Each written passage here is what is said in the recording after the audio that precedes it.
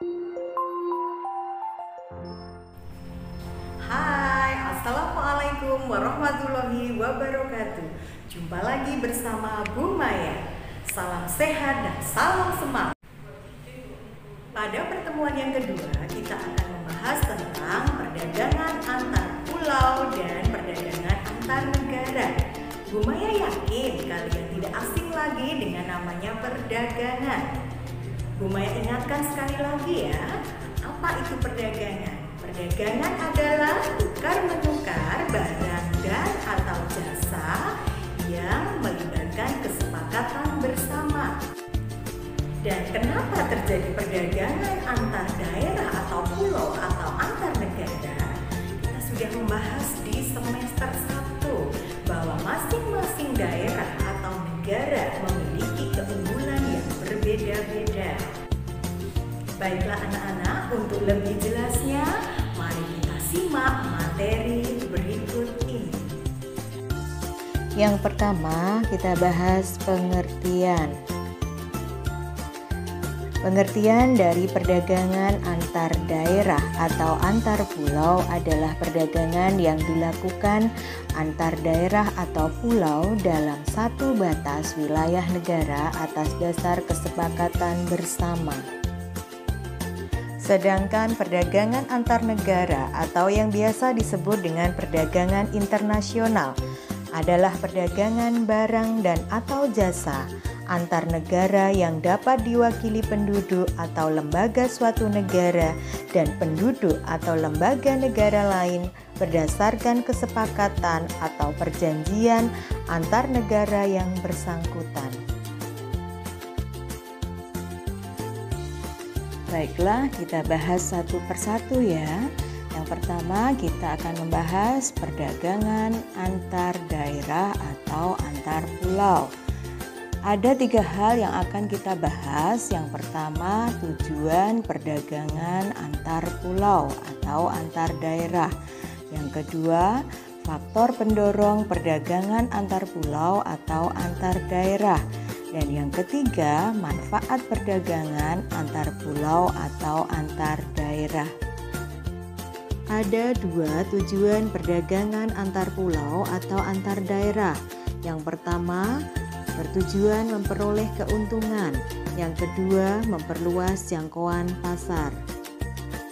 Sedangkan faktor pendorong perdagangan antar pulau atau antar daerah ada 2.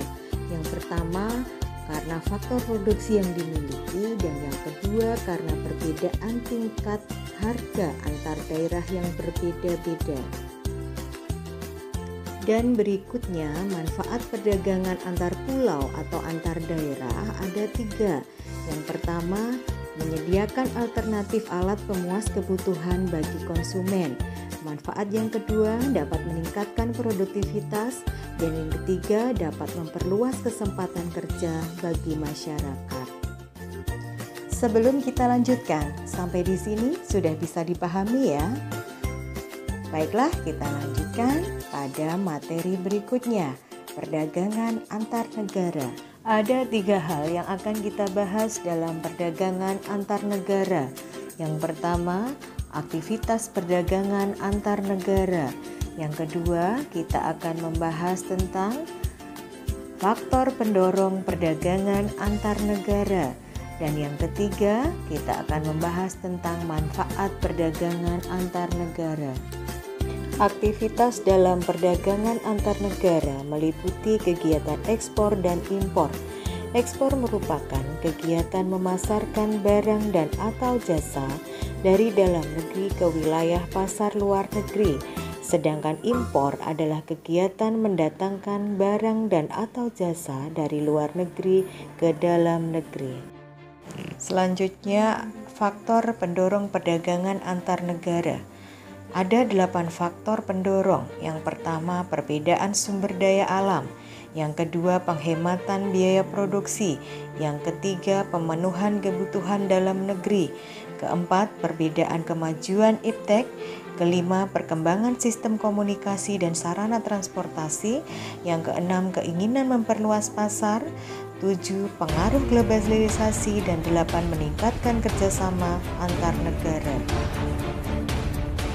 Sedangkan manfaat perdagangan antar negara antara lain yang pertama, memperoleh keuntungan, yang kedua, bisa memperoleh barang yang tidak diproduksi di dalam negeri, yang ketiga, menjalin persahabatan antar negara, yang keempat, melakukan transfer teknologi modern, yang kelima, memperluas pasar bagi produk Indonesia, dan yang keenam, menambah devisa negara.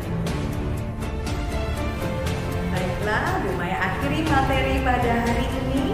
Jika kalian kurang paham, bisa diputar sekali lagi videonya. Saya yakin akan lebih paham.